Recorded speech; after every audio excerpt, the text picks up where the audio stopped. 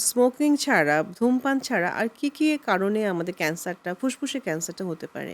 87% কোথাও বলে 90% রেসপন্সিবল এই যে ধূমপান যেটা বলা হলো। এছাড়া যেটা আছে এয়ার পলিউশন, দেখা গেছে যে এয়ার পলিউশন দিকে ঢাকা সিটি বা আমাদের দেশ কিন্তু একদম টপ মোস্ট পজিশনের একদম দিকে টপে আছে। আছি আমরা যে এখানে। কারণে এখানে আমি ধূমপান করলাম না, তারপরে এয়ারে যে পরিমাণ ইনগ্রেডিয়েন্ট আছে ক্যান্সার করার জন্য যথেষ্ট।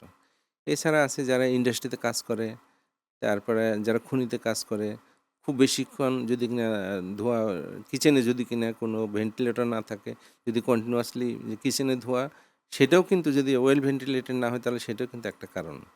তো এইটা একটু আমরা আলোচনা করতে চাই যে গ্রামে আমাদের তো লাকড়ি দিয়ে অর্থাৎ কাঠ হুম। দিয়ে আগুন জ্বালানো হয় এবং সেখানে রান্না করা হয়। তো সেখানে কি রিস্ক বেশি?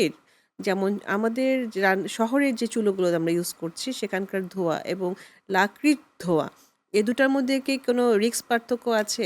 কারণ লাকড়ির ধোঁয়াটা আমরা জানি অনেক বেশি ধোঁয়া হতে থাকে এবং সেখানে হুম। সাধারণত মহিলারাই কাজ করে এবং দেখা যাচ্ছে ওখান থেকে মহিলাদের ক্যান্সারটা কি হতে পারে কিনা? হতে পারে না তা না। তবে যেটা হয় গ্রামের তো আসলে ওপেন স্পেসের মতোই ওইরকম, যে চার দেয়ালের মধ্যে আটকানো না। যে কারণে ওখান থেকে যে ভেন্টিলেটর যেটা বললাম, ভেন্টিলেটর সেট করলে রিস্ক কমে যায়। ওখানে ন্যাচারাল ভেন্টিলেটর হিসেবে তাদের অনেকটা প্রোটেকশন দিচ্ছে। তারপরে রিস্ক তো থেকেই যায়, এতে কোনো কনফিউশন নাই। অর্থাৎ আমাদের রান্নাঘরে আমাদের হুম, ভেন্টিলেশনটা খুবই প্রয়োজন। প্রয়োজন। ধোঁয়াটা যাতে করে জি, খুব জি। ইজিলি বের হয়ে বের হয়ে যেতে যেতে পারে। পারে।